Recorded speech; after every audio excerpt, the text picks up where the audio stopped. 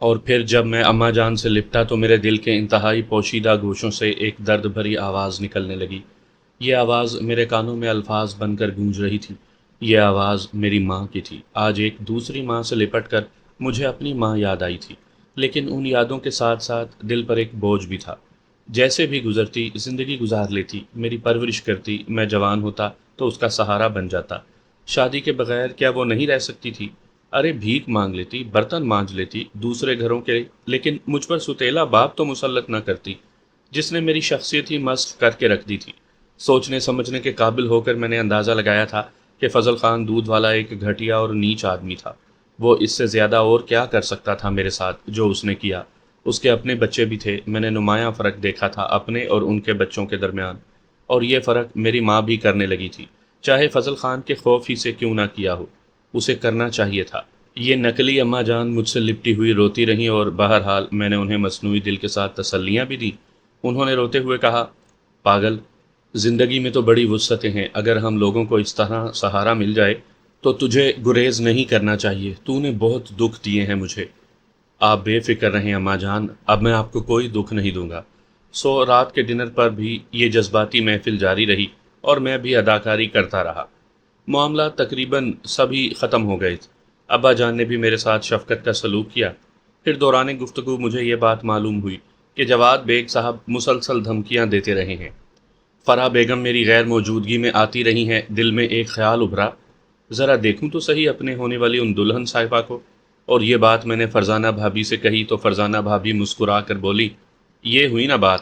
دیکھو سہیل، میں کوئی ایسی ویسی بات تو نہیں کہوں گی، فرح کوئی بری لڑکی نہیں ہے، تھوڑے بہت عرصے کے بعد تمہیں پسند بھی آ جائے گی، لیکن اس وقت جو کچھ ہو رہا ہے گھر کی عزت کے لیے ہو رہا ہے۔ آپ بالکل بے فکر رہیں، ان سب کی شکایتیں دور کر دوں گا۔ تو پھر کیا خیال ہے، فرح کو ٹیلی فون کر دوں؟ کر دیجئے، ابھی نازل ہو جائے گی، رات کو واپس چلی جائے گی نا؟ بڑی بے تکلف ہے، تمہیں بہت پسند کرتی ہے۔ ابھی تک ہم لوگوں نے صرف اس خیال کے تحت جواد بیگ صاحب کو تمہاری واپسی کے بارے میں ٹیلی فون نہیں کیا کہ فوراً ہنگامہ شروع ہو جائے گا، کہیں تم اس ہنگامے سے انحراف نہ کرو۔ حالات بڑے سنگین چل رہے ہیں۔ جواد بیگ صاحب بڑے کاروباری آدمی ہیں، کھرے لہجے میں کہہ دیا تھا کہ جو کچھ انہوں نے ہمارے لیے کیا ہے صرف فرح کے اچھے مستقبل کے لیے کیا ہے۔ اگر یہ بات نہیں ہوئی تو پھر یہ سمجھ لیجئے کہ دوسرے وہ سلوک نہ کرتے جو کچھ جواد بیگ صاحب کریں گے۔ سمجھ رہے ہو نا؟ سمجھ رہا ہوں، لیکن اب اس وقت آپ انہیں فون مت کیجیے گا، کل مل لیں گے فرح صاحبہ سے۔ بہرحال فرزانہ بھابھی نے جو کچھ بھی کیا ہو، دوسرے دن صبح 11 ساڑھے 11 بجے تھے کہ ایک چمچماتی ہوئی کار اس کوٹھی کے پورٹیکو میں آ کر رکی، اور اس میں سے ایک چمچماتی ہوئی دوسری کار اتری۔ میں نے اپنے کمرے کی کھڑکی سے اسے دیکھا تھا۔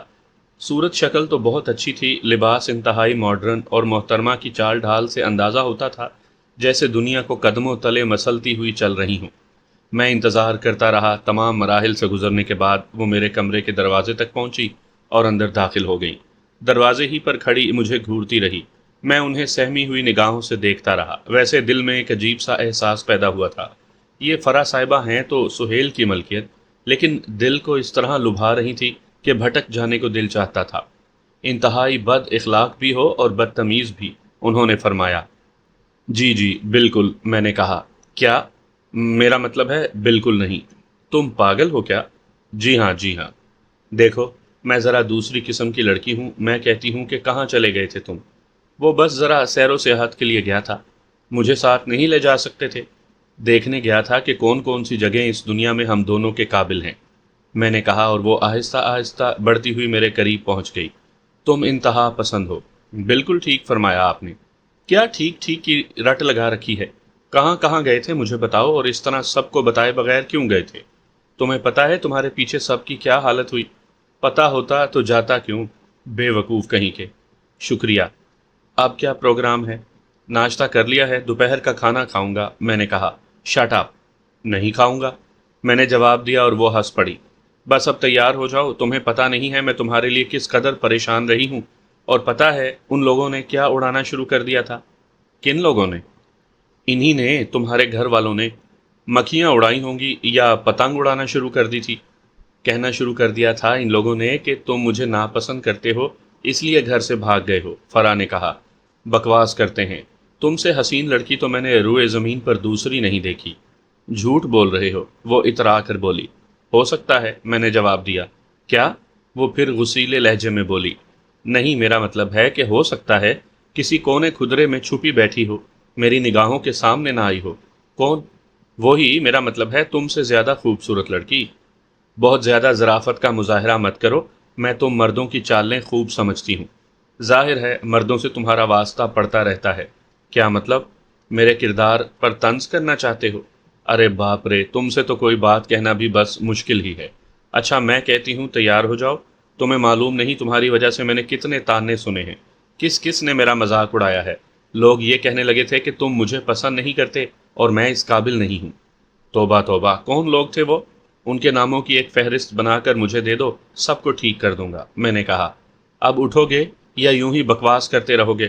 اٹھوں گا، سر کے بل اٹھوں گا، میں نے کہا اور اپنی جگہ سے اٹھ گیا۔ کیا ہی مزے کی بات تھی، میری ہونے والی بیگم صاحبہ یہ خاتون ہیں جو کسی اونٹ کی طرح میری ناک میں نکیل ڈالنے کی کوشش کر رہی ہیں۔ بہرحال میں تیار ہو گیا، وقت نے کہیں سے کہیں پہنچا دیا تھا، تو وقت کے ساتھ سفر تو کرنا ہی تھا۔ اب یہ الگ بات ہے کہ اس سفر میں میری ٹانگیں ٹوٹ جائیں، کیا کروں کیا نہ کروں، کوئی ایک بات سمجھ میں آتی ہو تو اس کے بارے میں کہوں۔ باہر طور میں نے لباس وغیرہ تبدیل کر لیا۔ گھر کے لوگوں میں فرح نے کوئی دلچسپی نہیں لی تھی، اور میں یہ محسوس کر رہا تھا کہ فرح نہ تو ان لوگوں کو پسند کرتی ہے اور نہ ہی یہ لوگ فرح کو پسند کرتے ہیں۔ عجیب لوگ تھے، ایک شخص کو داؤ پر لگا کر اس کے مستقبل سے کھیل رہے تھے۔ حالانکہ انسان اپنے معاملات خود بھگتتا ہے، اگر ان کا کوئی ایسا معاملہ تھا تو انہیں خود دیکھنا چاہیے تھا۔ فرح جیسی 30 مار خان ٹائپ کی لڑکی بھلا کون پسند کر سکتا تھا؟ بیچارہ سہیل صحیح بھاگا، ایسی لڑکی کے ساتھ گزارا کرنا کتنا مشکل کام ہے۔ بہرحال فرح صاحبہ مجھے اپنی قیمتی کار میں بٹھا کر لے چلیں۔ راستے میں انہوں نے کہا، بتاؤ گے نہیں کہاں گئے تھے؟ بھائی فرح، بہت سے معاملات ایسے ہوتے ہیں جنہیں فوراً ہی نہیں بتایا جا سکتا، اب میں تمہیں کیا کیا بتاؤں؟ کیا مطلب ہے تمہارا؟ کیا دنیا میں کوئی ایسی بات ہے جو تم مجھ سے بھی چھپاؤ گے؟ اگر ابھی تم ایسا کر رہے ہو تو شادی کے بعد کیا ہوگا؟ بالکل بالکل، شادی کے بعد شاید میں تم سے ہر بات چھپاؤں۔ کیا مطلب ہے؟ فرح نے اتنی زور سے بریک لگایا کہ میرا سر ڈیش بورڈ سے ٹکراتے ٹکراتے بچا۔ وہ مجھے گھور رہی تھی۔ وہ سامنے میں نے سامنے سے آنے والی گاڑیوں کی طرف اشارہ کر کے کہا، تم کیا کہہ رہے تھے؟ تم خود سمجھنے کی کوشش نہیں کر رہی؟ کیا مطلب؟ آج تک کوئی ایسی بات ہے جو میں نے تم سے چھپائی ہے؟ بس کہہ دیا کہ ذرا سیر و سیاحت کے لیے دل چاہا تھا، نکل گیا تھا۔ چھوٹی سی بات کا بتنگڑ بنا دیا۔ فرح نے کار کی رفتار پھر مناسب کر دی تھی۔ اس نے غصیلی آواز میں کہا، میرے سامنے ذرا محتاط رہ کر بولا کرو۔ آئندہ خیال رکھوں گا، میں نے جلدی سے جواب دیا۔ میں ڈیڈی سے کیا کہوں گی؟ میرا تعارف کروا دینا، بتا دینا انہیں کہ میں سہیل ہوں۔ بہت زیادہ پرمذاق بننے کی کوشش مت کرو۔ خدا خدا کر کے ہم خوبصورت کوٹھی تک پہنچے تھے جو محترمہ فرح کی تھی۔ ویسے اس کوٹھی کو دیکھ کر بھی دل ڈاواں ڈول ہو رہا تھا۔ ایک طرح سے ناظم علی صاحب کی کوٹھی سے زیادہ خوبصورت وسیع کوٹھی تھی۔ ظاہر ہے فرح کے باپ کی جو تھی، اور فرح کے باپ جواد بیگ صاحب بیچارے ناظم علی کے گھٹنے زمین پر ٹکا چکے تھے، اور اب وہ ایک بیٹے کی قربانی دے کر اس ساکھ کو بحال کرنا چاہتے تھے۔ لیکن بیٹے نے اپنی قربانی قبول نہیں کی تھی اور بھاگ کھڑا ہوا تھا، اور پکڑے گئے تھے ہم۔ ڈرائنگ روم میں داخل ہوئے اور تھوڑی دیر کے بعد فرح نے آ کر کہا کہ ڈیڈی اس وقت ہیں نہیں، لیکن میں تمہیں ان سے ملے بغیر جانے نہیں دوں گی۔ کب تک واپس آ جائیں گے؟ جب بھی واپس آئیں۔ تم پر کیوں مصیبت نازل ہو رہی ہے؟ بالکل نہیں نازل ہو رہی۔ آؤ چلو، اب ڈرائنگ روم میں بیٹھنے سے کوئی فائدہ نہیں۔ گھر جانا ہے؟ یہ گھر نہیں ہے۔ نہیں، میرا مطلب ہے اپنے گھر۔ تمہارا گھر یہی ہے، سمجھ رہے ہو نا؟ شادی کے بعد تمہیں اس جگہ نہیں، یہاں آ کر رہنا ہوگا۔ یہ تو میری خوش قسمتی ہے، اتنی خوبصورت کوٹھی۔ آؤ، اس نے کہا، اور میں اٹھ کر اس کے ساتھ اس کے بیڈ روم میں داخل ہو گیا۔ کیا ہی عالی شان بیڈ روم تھا، دیکھنے سے تعلق رکھتا تھا۔ ویسے تو پوری کوٹھی ہی ایک نگاہ میں شاندار نظر آ رہی تھی، لیکن بیڈ روم، اتنے قیمتی ڈیکوریشن پیس وہاں موجود تھے کہ دیکھ کر آنکھیں حیرت سے پھیلتی تھیں۔ ایک میری بستی تھی یا اب تک گزارا ہوا وہ ماحول؟ ان دو کوٹھیوں کو دیکھنے کے بعد یہ احساس ہوا کہ انسان کس انداز میں رہتے ہیں، کس طرح جیتے ہیں۔ پھر فرح سے مختلف قسم کی باتیں ہوتی رہیں، کسی نے ان باتوں میں مداخلت نہیں کی تھی، یہاں تک کہ میں سنجیدہ ہو گیا۔ میں نے کہا، فرح تمہارے علاوہ کوٹھی میں اور کوئی نہیں رہتا؟ کیوں نہیں، ملازموں کی فوج ہے پوری۔ اس فوج کا کوئی کمانڈر نہیں ہے؟ کیا مطلب؟ میرا مطلب ہے کہ تمہارے علاوہ یہاں اور کون کون ہے؟ کیا تمہیں معلوم نہیں ہے میری ممی مر چکی ہیں، بس ڈیڈی ہیں اور میں، اور یہ سب کچھ میرا ہے۔ وہ تو ہے، یہ تو مجھے معلوم ہے، لیکن میرا مطلب ہے تم اپنے کسی رشتہ دار کو بلا کر یہاں کیوں نہیں رکھتی؟ کوئی اس قابل نہیں ہے، میں بہت ریزرو رہتی ہوں، عام قسم کے لوگوں سے مل کر مجھے کوئی خوشی نہیں ہوتی۔ رشتہ دار تم کیا سمجھتے ہو؟ رشتہ دار ان مکھیوں کی مانند ہوتے ہیں جو ہر میٹھی چیز پر آ کر بیٹھ جاتی ہیں اور اسے چٹ کر جاتی ہیں۔ ہم لوگ اس کے قائل نہیں ہیں، ہم رشتہ داروں کو دور ہی رکھتے ہیں۔ ٹھیک، میں نے کہا، اور اس کے بعد جواد صاحب سے ڈنر پر ہی ملاقات ہو سکی۔ واپس آئے ہوئے تھوڑی ہی دیر گزری تھی کہ ایک ملازم نے آ کر بتایا کہ جواد بیگ صاحب آ چکے ہیں اور اب ڈنر روم میں فرا بی بی کا انتظار کر رہے ہیں۔ چنانچہ وہ تیار ہو گئی۔ آؤ چلتے ہیں، میری خیریت کی ضمانت دیتی ہو نا؟ میں نے کہا اور فرا ہنس پڑی، پھر میرے ساتھ باہر نکلتی ہوئی بولی، اب جو حرکت کی ہے اس پر جتنی بھی پڑے تمہیں ہی بھگتنی ہوگی، میں بالکل ساتھ نہیں دوں گی۔ ارے تمہیں خدا کا واسطہ ہے، میں نے گڑ گڑاتے ہوئے کہا۔ جی نہیں جناب، ڈیڈی کی بھی ایک عزت ہے، ایک مقام ہے، ایک وقار ہے۔ پھر تمہارا کیا خیال ہے کہ کیا ڈیڈی تمہاری وجہ سے پریشان نہیں ہوں گے؟ چلو بھائی چلو، ادھر سے بھی بھگت لیا جائے۔ پھر میں نے جواد بیگ صاحب کی طرف دیکھا، شکل ہی سے خرانٹ معلوم ہوتے تھے، مجھے دیکھ کر اچھل پڑے۔ تم؟ انہوں نے خونی آواز میں کہا۔ جی میں۔ تمہیں شرم نہیں آتی؟ کبھی کبھی آتی ہے، میں نے جواب دیا۔ مجھ سے مذاق کر رہے ہو؟ جانتے ہو میں کس قسم کا آدمی ہوں؟ جی جانتا ہوں۔ یہ کہاں سے پکڑا تم نے؟ اس بار جواد بیگ صاحب نے بیٹی کو مخاطب کیا تھا۔ نہیں ڈیڈی، ایسی کوئی بات نہیں ہے، ساری غلط فہمیاں تھی۔ فرا بیگم باپ کو ٹھنڈا کرنے کی کوشش کرنے لگی اور میں نے سکون کی سانس لی۔ کیسی غلط فہمیاں؟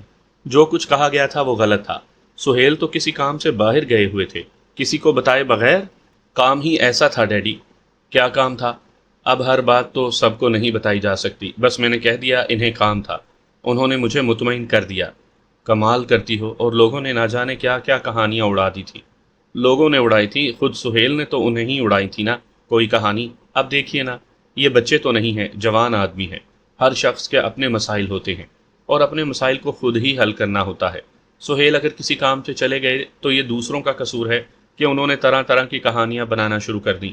اس میں سہیل کا کیا قصور؟ ہاں یہ بات تو ہے، لیکن اس سلسلے میں سب سے بڑے قصوروار ناظم علی صاحب ہیں۔ ان لوگوں نے کیوں ڈرامہ شروع کر دیا تھا؟ ڈیڈی بات ہی کچھ ایسی تھی کہ سہیل صاحب نے کسی کو کچھ نہیں بتایا تھا، بس خاموشی سے باہر نکل گئے تھے۔ بیٹھو ڈنر کرو میرے ساتھ۔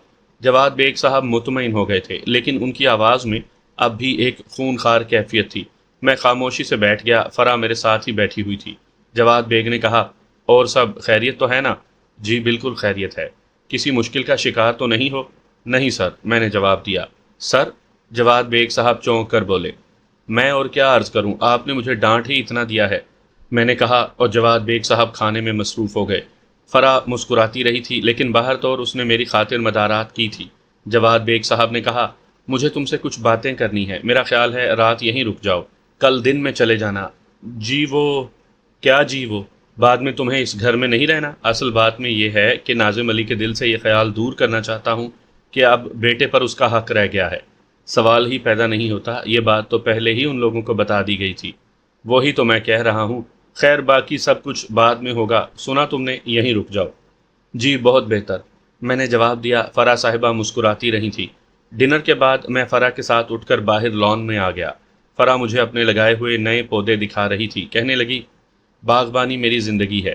دنیا بھر میں جہاں کہیں کسی حسین پھول یا پودے کے بارے میں کوئی رپورٹ تیار ہوتی ہے اور مجھ تک پہنچ جاتی ہے تو سمجھ لو وہ میرے باغ میں پہنچ گیا۔ بہت خوبصورت شوق ہے۔ ڈیڈی نے تمہیں یہاں رکنے کے لیے کہا ہے؟ ہاں، میں بھی یہی چاہتی تھی۔ ہاں، کیا کچھ اور سوچ رہے ہو؟ نہیں، کیوں؟ ہر بات میں ہاں ہاں کہے جا رہے ہو۔ عجیب بات ہے مس فرا، کسی بات میں اگر ہاں نہیں کہتا تو آپ ناراض ہوتی ہیں۔ اب ایسا بھی نہیں، مجھے شوہر چاہیے، کاٹ کا الو نہیں۔ میں خاموش ہو گیا۔ ذہن میں تو بہت سے خیالات آئے تھے، لیکن زبان سے نہیں ادا کر سکتا تھا۔ پھر فرا نے کہا، میرے بیڈ روم میں سو گے؟ ارے باپ رے، کیا جواد بیگ صاحب کے ہاتھوں قتل کروانا چاہتی ہو؟ وہ ہنس پڑی، پھر بولی، منہ دھو کر رکھو، میرے جھوٹ کو سچ سمجھ بیٹھے۔ آؤ میں تمہیں تمہارا بیڈ روم دکھا دوں۔ بیڈ روم کی کیا ضرورت ہے؟ رات کو اگر دیر ہو گئی تو لیٹ نائٹ واپس چلا جاؤں گا۔ کیوں، موت آ رہی ہے کیا؟ واپس جانے کے لیے مرے جا رہے ہو؟ کتنے دن کے بعد تو ملے ہو مجھے۔ نہیں ایسی کوئی بات نہیں، میرے برابر کے بیڈ روم میں سو جانا، اور سنو، رات کو میرے بیڈ روم میں داخل ہونے کی کوشش نہ کرنا۔ توبہ کرتا ہوں، میں نے جواب دیا، اور وہ ہنستی رہی۔ اس کے بیڈ روم کے برابر ہی میرے لیے ایک بیڈ روم تیار کر دیا گیا تھا۔ بیڈ روم میں کافی دیر تک وہ میرے ساتھ بیٹھی رہی اور پھر میں نے کہا، جب کوئی بات نہیں کرنی تھی جواد بیگ صاحب کو تو یہاں روکنے کی کیا ضرورت تھی؟ دیکھو مجھے غصہ مت دلاؤ، اصل میں تم نہیں جانتے ڈیڈی تم پر اپنا تسلط دیکھنا چاہتے ہیں، اور ہونا بھی یہی چاہیے۔ تمہیں ڈیڈی کا سارا کاروبار سنبھالنا ہے، اگر ابھی سے تم نے ان سے انحراف کرنا شروع کر دیا تو مستقبل میں کیا ہوگا؟ مستقبل کے بارے میں تو میں بھی نہیں جانتا۔ پھر فرح کمرے سے واپس چلی گئی اور میں نے کمرے کا دروازہ اندر سے بند کر لیا۔ پھر میں مسحری پر لیٹ کر ان حالات کے بارے میں سوچنے لگا، اب کیا کیا جائے؟ میں دل ہی دل میں سوچ رہا تھا کہ اچانک مجھے مونگا کی موجودگی کا احساس ہوا۔ وہ پرچھائی سی میرے سامنے آئی اور اس کے بعد منحوس مونگا میری نگاہوں کے سامنے آ گیا، وہی بے گردن کا جسے اگر کوئی اور اس عالم میں دیکھ لیتا تو دہشت سے ہی مر جاتا، لیکن میں اس کا عادی ہو گیا تھا۔ پھر بھی نہ جانے کیوں اسے دیکھ کر خوف کی ایک جھرجھری میرے وجود میں پیدا ہو جاتی تھی۔ مونگا زمین پر بیٹھ کر گردن کا حصہ پیٹنے لگا جو سر کے بغیر تھا، پھر وہ مکمل طور سے نمایاں ہو گیا۔ میں اسے دیکھ رہا تھا۔ تجھ پر کیا مصیبت نازل ہوئی ہے؟ جب دیکھو منہ اٹھائے چلا آتا ہے۔ ایک تو مروا دیا ہمیں، دوسرا ہمارا ستیاناش کر دیا، بھگوان تمہارا ستیاناش کرے۔ ارے کیا بکواس کر رہا ہے؟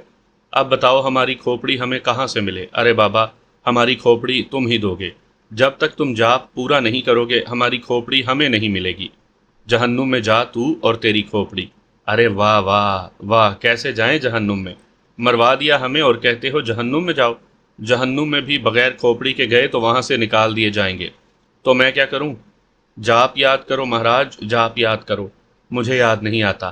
تو پھر ہم بغیر کھوپڑی کے ہی رہیں گے؟ اپنے پریوار میں جاتے ہیں تو وہاں جوتے پڑتے ہیں کہ سسرے کھوپڑی کہاں پھینک آیا۔ اب کیا بتائیں، ہم تو عجیب مصیبت میں پڑ گئے۔ ایسا کرو مہاراج، جب تک ہماری اپنی کھوپڑی نہیں مل جاتی، جب تک تمہیں جاپ یاد نہیں آ جاتا تو کوئی اور کھوپڑی ہمیں دے دو۔ کیا بکواس کر رہا ہے؟ ارے ہاں، ایسا تو ہو سکتا ہے۔ ابھی جب ہم یہاں آ رہے تھے تو ہم نے ایک آدمی کو دیکھا، لمبا تڑنگا، شکل و صورت بھی اچھی تھی، پر کیا پتا اس کی کھوپڑی ہماری گردن پر فٹ ہوگی یا نہیں۔ مونگا بھاگ جا یہاں سے۔ دیکھو مہاراج، تمہارا حکم ماننا ہمارا دھرم ہے، پر اس دھرم میں بھی ہم اسی سمے چلیں گے جب ہمیں ہماری کھوپڑی مل جائے گی۔ ابھی تو ہم ادھر کے رہے نہ ادھر کے، بتاؤ کیا کریں؟ ہم کیا کر سکتے ہیں؟ تو پھر میں کیا کروں تیرے لیے؟ مہاراج کوئی دوسری کھوپڑی ہی ہمیں دے دو۔ مگر کیسے؟ وہ ہم بتا دیں گے۔ بتا، میں نے کہا۔ تو پھر اٹھ جاؤ۔ کیا مطلب؟ ارے مسحری سے نیچے تو اترو، اس نے کہا اور میں مسحری سے نیچے اتر آیا۔ پھر وہ آہستہ آہستہ آگے بڑھا اور دوسرے لمحے مجھے اسی کیفیت کا احساس ہوا جو پہلے بھی ہو چکا تھا۔ میرا بدن پہلے ایک لمحے کے لیے بھاری ہوا اور پھر ہلکا ہو گیا۔ دماغی کیفیت بحال تھی، لیکن بس یوں محسوس ہوتا تھا جیسے اعصاب پر کوئی سوار ہے۔ میرے منہ سے نکلا، یہ کیا ہے مونگا؟ بتاتے ہیں، چلو آؤ آگے چلو، اس نے کہا اور میں غیر اختیاری طور پر آگے بڑھا۔ پھر میں نے اپنے ہاتھوں سے دروازہ کھولا۔ یہ احساس مکمل طور سے مجھ پر سوار تھا کہ میں اس وقت اپنے قابو میں نہیں ہوں۔ میرے اعضاء اس کے زیر ہدایت عمل کر رہے ہیں۔ وہ میرے ہاتھوں پیروں سے چل رہا ہے اور میں اس کا کچھ نہیں بگاڑ سکتا۔ آہستہ آہستہ وہ جواد بیگ کے بیڈ روم کی جانب چل پڑا۔ پھر اس نے دروازے پر دستک دی، یعنی میں نے، اور جواد بیگ نے دروازہ کھول دیا، مجھے دیکھا اور بولے، کیا بات ہے؟ آپ جاگ رہے تھے؟ ہاں، میں دیر سے سوتا ہوں، سونے سے پہلے کوئی کتاب پڑھتا ہوں، مجھے آپ سے کام ہے۔ آؤ اندر آؤ، جواد بیگ نے کہا اور میں اندر داخل ہو گیا۔ ایک لفظ بھی میرا اپنا نہیں تھا، مونگا میری زبان سے بول رہا تھا۔ پھر اچانک ہی اپنے ہاتھ میں نے ایک عجیب سی چیز محسوس کی۔ یہ عجیب سی چیز ایک خاص قسم کا بڑا سا خنجر تھا جو کافی وزنی تھا۔ خنجر میں نے اپنے ہاتھ میں محسوس کیا۔ مجھے حیرت بے شک ہوئی، لیکن میں کچھ نہیں کر سکتا تھا۔ ہاں بولو کیا ہے، انہوں نے کہا اور اسی وقت میں نے خنجر سیدھا کر لیا۔ جواد بیگ کی آنکھیں حیرت سے پھٹ گئی تھیں کہ کیا بدتمیزی ہے، وہ ہکلائے، لیکن میں نے آگے بڑھ کر ان پر وار کر دیا اور اس صفائی سے وار کیا کہ ان کی گردن شانوں کے پاس سے کٹ کر دور جا گری۔ میرے ہوش و حواس گم ہو گئے تھے، خون کا فوارہ بلند ہوا تھا اور میرا سارا لباس خراب ہو گیا تھا۔ جواد بیگ کا ایک لمحے میں خاتمہ ہو گیا، ان کے جسم کچھ لمحے کے لیے تڑپا اور اس کے بعد ساکت ہو گیا۔ تب مونگا میرے جسم سے باہر نکل گیا اور اس نے بڑی دلچسپی سے وہ کھوپڑی اٹھا لی۔ میرے پورے بدن پر لرزہ طاری تھا۔ جسم سے مونگا کے نکل جانے کے بعد میں اپنی اصل حیثیت میں تھا اور میرا پورا بدن سرد ہوا جا رہا تھا۔ یہ کیا ہوا؟ یہ کیا ہوا؟ جو کچھ ہوا تھا اس کی سنگینی کا مجھے احساس تھا۔ قتل میرے ہاتھوں ہوا تھا اور جواد بیگ کی کھوپڑی سامنے پڑی ہوئی تھی۔ مونگا نے آگے بڑھ کر وہ کھوپڑی اٹھائی اور وہیں بیٹھ کر اسے اپنے شانوں پر فٹ کرنے کی کوشش کرنے لگا۔ بڑا بھیانک منظر تھا۔ مونگا اس کھوپڑی کو اپنے شانوں پر بٹھا رہا تھا اور میں پھٹی پھٹی آنکھوں سے ایک دیوار سے ٹکا اسے دیکھ رہا تھا۔ میرے اعضاء ساکت ہو گئے تھے اور اب میں اپنے بس میں نہیں تھا۔ یہ ماحول دیکھ کر دل چاہ رہا تھا کہ چیختا ہوا بھاگ نکلوں۔ خنجر اب بھی میرے ہاتھ میں تھا اور اس سے خون ٹپک رہا تھا۔ جو کچھ کیا تھا میں نے اپنے ہاتھوں سے کیا تھا۔ پھر مونگا نے جھلا کر کھوپڑی اٹھائی اور جواد بیگ کے بدن پر دے ماری۔ ستیہ ناس، ٹھیک سے فٹ ہی نہیں بیٹھتی، بیکار رہی، کوئی اور کھوپڑی تلاش کرنی پڑے گی۔ مہاراج، کوئی اور کھوپڑی؟ مونگا کی آواز رک گئی۔ دروازے پر ہلکی سی آہٹ ہوئی تھی۔ نہ میں نے اور نہ ہی مونگا نے دروازہ بند کرنے کی کوشش کی تھی۔ جو کچھ ہو رہا تھا وہ تو میں ہی کر رہا تھا۔ آنے والا ایک ملازم تھا جو دودھ کا گلاس لیے ہوئے تھا۔ گلاس پلیٹ پر رکھا ہوا تھا اور اس پر سرپوش ڈھکا ہوا تھا۔ وہ اطمینان سے کمرے میں داخل ہو گیا اور پھر وہ رکا، اس کرسی کی جانب دیکھا، پھر نیچے دیکھا اور اس کے بعد کھوپڑی کو، پھر مجھے، اور اس کے بعد جو اس کی دھاڑ گونجی ہے تو میرے بھی کان جھنجھنا کر رہ گئے۔ وہ لمبی چھلانگ لگا کر باہر نکلا، دروازے سے ٹکرا کر گرا اور اس کے بعد دروازے سے باہر نکل گیا۔ پھر اس نے دروازہ باہر سے بند کر دیا اور میرے کانوں میں اس کی چیخیں گونجنے لگیں، خون، خون، قتل، قتل، بھاگو، دوڑو، خون، خون، قتل۔ وہ حلق پھاڑ پھاڑ کر چیخ رہا تھا اور بہت سے قدموں کی آوازیں سنائی دے رہی تھیں۔ میں نے وحشت سے جھرجھری لی، میرا پورا بدن خون آلود تھا اور مونگا کمبخت، وہ تو اب میری نگاہوں سے بھی اوجھل ہو گیا تھا۔ خدا اسے غارت کرے، میں نے تو دل ہی دل میں سوچا۔ دروازہ کھلا اور بہت سے لوگ اندر گھس آئے۔ یہ ملازم تھے، ان میں وہ ملازم بھی تھا جو دودھ کا گلاس لے کر آیا تھا۔ وہ اب بھی چیخ رہا تھا، پکڑو اس کو، یہی ہے قاتل، پکڑو، پکڑو۔ اوئے خنجر پھینک دو، ایک ملازم نے کہا جو غالباً گیٹ کا چوکی دار لگتا تھا۔ اس کے ہاتھ میں کلاشنکوف دبی ہوئی تھی اور ویسے بھی خاصا دبنگ آدمی معلوم ہوتا تھا۔ کلاشنکوف کا رخ اس نے میری جانب کر کے کہا، خنجر پھینک دو ورنہ پورا بدن چھلنی کر دوں گا۔ میں نے گھبرا کر جلدی سے خنجر پھینک دیا تھا۔ پکڑو اسے، باندھ لو۔ پھر بہت سے ملازم دوڑے اور انہوں نے مجھے مضبوطی سے کس لیا۔ گھر میں جیسا کہ فرا نے بتایا تھا کہ اس کے سوا اور کوئی نہیں رہتا، چنانچہ فرا بھی جاگ گئی اور آہستہ آہستہ وہاں پہنچ گئی۔ ملازم مجھے پکڑے ہوئے چیخ رہے تھے، رسیاں لاؤ، رسی لاؤ۔ کچھ ملازم رسی لینے دوڑ گئے اور اس کے بعد مجھے کس لیا گیا۔ میرے دونوں ہاتھ مضبوطی سے پشت پر باندھے گئے، اس کے باوجود پورے بدن میں رسی کس کر لپیٹ دی گئی۔ پھر پیروں میں بھی رسیاں باندھ کر مجھے گرا دیا گیا۔ فرا اندر داخل ہو گئی تھی۔ ایک لمحے کے لیے تو اس کی نظر باپ پر نہیں پڑی، لیکن پھر اس نے اسے دیکھ لیا اور دوسرے لمحے اس کی دل خراش چیخ نکلی۔ وہ لہراتی ہوئی زمین پر گر پڑی۔ وہ بے ہوش ہو چکی تھی۔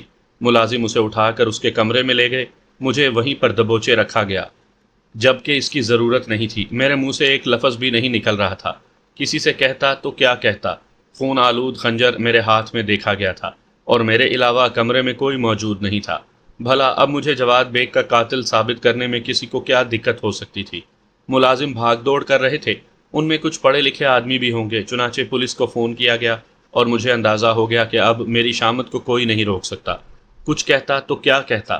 تقدیر پر بھروسہ کر کے خاموش ہو گیا۔ دیکھنا ہے، اب جو بھی ہوگا اسے دیکھنا ہے۔ بہرحال خاصا وقت انتظار کرنا پڑا اور اس کے بعد پولیس پہنچ گئی۔ قاتل موقع پر پکڑا گیا تھا، اس لیے کوئی دقت کسی کو نہیں ہو رہی تھی۔ تھانے کے انچارج صاحب نے کڑکدار آواز میں کہا، کسی چیز کو ہاتھ تو نہیں لگایا گیا؟ نہیں جناب۔ آلہ قتل کہاں ہے؟ اس کے پاس تھا، ہم نے اسے بڑی مشکل سے نہتہ کیا ہے۔ آپ لوگ سب باہر نکل جاؤ، تھانے دار صاحب نے کہا اور اس کے بعد وہ پورے کمرے کا معائنہ کرنے لگے۔ میرا بھی انہوں نے سر سے پاؤں تک معائنہ کیا تھا اور گھنی مونچھوں کے نیچے سے کی آوازیں نکالتے رہے تھے۔ پھر انہوں نے اپنے ماتحتوں کو ہدایات جاری کی اور اس کے بعد مجھے ڈنڈا ڈولی کر کے باہر لا کر راہداری میں رکھ دیا گیا۔ تھانے دار صاحب نے کہا، تم میں سے ایک بندہ میرے ساتھ آؤ اور مجھے ساری صورتحال بتاؤ، سارا قصہ کیا ہے؟ چنانچہ وہ ایک بندہ جو شکل سے سچ مچ اللہ کا بندہ لگتا تھا تھانے دار صاحب کے ساتھ آگے بڑھ گیا۔ میں راہداری میں رکھا ہوا تھا اور میرے گرد اب پولیس والوں کا مجمع تھا۔ بھلا کسی سے کچھ کہنے کی کیا گنجائش تھی؟ میں نے خاموشی سے آنکھیں بند کر لی۔ اللہ کے بندے اور پولیس افسر کی گفتگو کی آواز میرے کانوں میں گونج رہی تھی۔ تم لوگ قاتل کو جانتے ہو؟ جی سرکار۔ کون ہے یہ؟ سہیل صاحب ہیں جی یہ، ملازم نے جواب دیا۔ اوئے میں کہتا ہوں کون ہے یہ؟ قسم کھاتا ہوں صاحب جی، سہیل صاحب ہیں یہ۔ او بندے دے پتر، میں پوچھتا ہوں شناسا ہے یہ؟ ہاں جی، چھوٹی بی بی کے منگیتر ہیں۔ اوئے ہوئے ہوئے، منگیتر ہیں؟ تو پھر منگیتر کے باپ کو کیوں قتل کر دیا اس نے؟ صاحب جی معلوم نہیں۔ اس طرح کے الٹے سیدھے سوالات میرے کانوں میں پڑ رہے تھے اور میں آنکھیں بند کیے یہ سوچ رہا تھا کہ کیا بری افتاد پڑی ہے۔ دل ہی دل میں مونگا کو جس قدر کوس سکتا تھا کوس رہا تھا۔ سچی بات یہ ہے کہ غلطی میری ہی تھی۔ فیض خان کا تو سارا ہی گھرانہ بگڑا ہوا تھا۔ مجھے جواد بیگ کی موت سے عبرت ہو جانی چاہیے تھی۔ اس قسم کے کاموں میں ایسا ہی ہوتا ہے۔ چچی جان خود غلط کاریوں کا شکار تھی، مجھے بھی انہوں نے برے راستوں پر ڈال دیا، مگر مجھے اپنی عقل تو استعمال کرنی چاہیے تھی نا۔ کیا ضروری تھا کہ میں بھی یہ سب کچھ سیکھنے کی کوشش کرتا؟ اب یہ گلے پڑ گیا تھا تو بھگتنا ہی تھا۔ بہرحال میں خاموشی سے اپنی جگہ پڑا رہا۔ پولیس کی کارروائیاں ہوتی رہیں اور کچھ دیر کے بعد مجھے ایک گاڑی میں بٹھا کر تھانے لے جایا گیا۔ گاڑی ہی میں میرے ہاتھ پاؤں کھول دیے گئے تھے اور پھر ہاتھوں میں ہتھ کڑیاں لگا دی گئی تھیں۔ راستے میں کسی نے مجھ سے کوئی سوال نہیں کیا اور میں خاموشی سے یہ سوچتا رہا کہ اب مجھے کیا کرنا چاہیے۔ ظاہر ہے تھانے میں لے جا کر مجھ سے سوالات کیے جائیں گے اور میرا بیان لیا جائے گا۔ مجھے ایک بہتر بیان کے لیے تیار رہنا چاہیے۔ یہ بھی سوچتا تھا کہ ان لوگوں کو اپنی اصلیت بتاؤں یا پھر اپنے آپ کو سہیل ہی ظاہر کروں۔ یہ معاملہ بالکل مختلف تھا۔ ان لوگوں کے اہل خاندان کو میں نے صحیح صورتحال بتا دی تھی اور کہہ دیا تھا کہ میں سہیل نہیں ہوں، لیکن پولیس کو کیا یہ بتانا مناسب ہوگا؟ ایک نئی مصیبت کھڑی ہو جائے گی۔ بہرحال آخری فیصلہ یہی کیا میں نے کہ پولیس سے یہی کہوں گا کہ میرا نام سہیل ہے۔ دل میں ایک بیان بھی تیار کر لیا تھا۔ تھانے پہنچا اور مجھے فوراً ہی لاک اپ میں ڈال دیا گیا۔ انچارج صاحب ضابطے کی کارروائیاں کرنے لگے۔ معاملہ ایک بڑے آدمی کے قتل کا تھا، اس لیے انہوں نے ڈی ایس پی صاحب کو بھی اس بارے میں اطلاع دے دی۔ باہر کیا کیا کچھ ہو رہا تھا مجھے اس کا کوئی علم نہیں تھا، لیکن میں باہر طور اس مصیبت سے خاصا دل برداشتہ تھا۔ پھر لاک اپ کی زمین پر لیٹ کر آنکھیں بند کر لیں اور کچھ دیر کے بعد صبح ہو گئی۔ صبح کو مجھے ایک ڈبل روٹی کا ٹکڑا اور چائے کا ایک پیالہ دیا گیا۔ زندگی میں عیش و عشرت ہی سب کچھ نہیں ہوتے۔ میرے لیے تو یہ سب کچھ بہت بڑی نعمت تھا، کیونکہ بچپن میں جو زندگی گزار چکا تھا وہ بڑی کٹھن تھی۔ چنانچہ صبر و سکون کے ساتھ پیٹ کا دوزخ بھر لیا۔ کم از کم آگے کے حالات کے لیے خود کو تیار کر لینا چاہیے۔ اب میں احمق نہیں تھا، ہر بات کو ذہن میں رکھتا تھا اور یہ جانتا تھا کہ صورتحال سے کس طرح نمٹا جا سکتا ہے۔ ابھی تو سہیل کے اہل خاندان کو اس بارے میں معلومات حاصل ہوں گی اور اس کے بعد ان لوگوں کی بھی شامت آئے گی۔ ادھر تمام کارروائیاں ہو رہی ہوں گی۔ پھر اس وقت دن کے 10:30 بجے تھے جب مجھے ایک الگ کمرے میں طلب کر لیا گیا۔ انچارج صاحب ڈی ایس پی صاحب کے ہمراہ موجود تھے۔ انہوں نے مجھے غور سے دیکھا اور پھر ڈی ایس پی صاحب کی آواز ابھری، قتل کرنے کا بڑا شوق ہے بھائی تجھے؟ جی نہیں، مجھے کوئی شوق نہیں۔ قاتل تو پکا لگتا ہے۔ یہ آپ کی ناتجربے کاری ہے، ورنہ میں نے زندگی میں کبھی کوئی قتل نہیں کیا۔ میرے الفاظ سے ڈی ایس پی صاحب کا پارا چڑھ گیا۔ وہ غصے سے بولے، ہماری ناتجربے کاری ہے، یہی عرض کر سکتا ہوں، آپ مجھے پکا قاتل کہہ رہے ہیں؟ اوئے، پوری کھوپڑی اتار کر رکھ دی تو نے۔ یہ کسی معمولی آدمی کا کام تو نہیں ہے۔ ڈی ایس پی صاحب، میری آپ سے کوئی ذاتی دشمنی نہیں ہے، میں ایک اچھے خاندان کا نوجوان ہوں۔ بہتر یہ ہے کہ آپ اس سلسلے میں تصدیق کر لیجئے۔ ہاں ہاں، آیا جاتا ہے تیرا خاندان بھی۔ قصہ کیا ہوا تھا؟ کوئی قصہ نہیں ہوا تھا۔ میری منگیتر مجھے اپنے ساتھ لے گئی تھی۔ جواد بیگ صاحب سے میری بات چیت ہو رہی تھی اور میں اپنی منگیتر کے ساتھ رات کے کھانے کے بعد چہل قدمی کرتا رہا تھا۔ پھر ہم لوگ سونے کے لیے چلے گئے اور اس کے بعد اچانک ہی مجھے جواد صاحب کے کمرے سے ایک چیخ کی آواز سنائی دی۔ میں دوڑتا ہوا ان کے کمرے کے پاس پہنچ گیا۔ دروازہ کھلا ہوا تھا، میں کمرے میں داخل ہو گیا۔ کمرے میں تیز روشنی ہو رہی تھی اور اس روشنی میں جواد صاحب کا بے سر کا پھڑکتا ہوا جسم دیکھ رہا تھا۔ پاس ہی ایک خنجر پڑا ہوا تھا جس پر خون کے نشانات تھے۔ میں نے بے خیالی کے عالم میں یہ خنجر اٹھا لیا اور یہ دیکھنے لگا کہ یہ کس کا خنجر ہے اور اس کا قتل کیسے ہوا۔ بس اتنی دیر میں ملازم آ گیا جو دودھ لے کر آیا تھا اور اس نے شور مچا دیا۔ میرے ان الفاظ پر ڈی ایس پی صاحب ہنس پڑے تھے۔ وہی ایک عام کہانی جو فلموں میں بھی ہوتی ہے اور عملی دنیا میں بھی، بلکہ آدھے لوگ فلمیں دیکھ دیکھ کر ایسی کہانیاں گھڑتے ہیں۔ اوے، تم پولیس کو بے وقوف سمجھتے ہو کیا؟ میں نے خاموشی اختیار کر لی۔ یہ بات میں جانتا تھا کہ اس وقت ان لوگوں کے قبضے میں ہوں۔ اگر اور کوئی الٹی سیدھی بات منہ سے نکل گئی تو سارا حساب کتاب بعد میں ہو جائے گا۔ پھر ایک اے ایس آئی نے اندر آ کر کچھ کہا۔ الفاظ میری سمجھ میں نہیں آ سکے تھے۔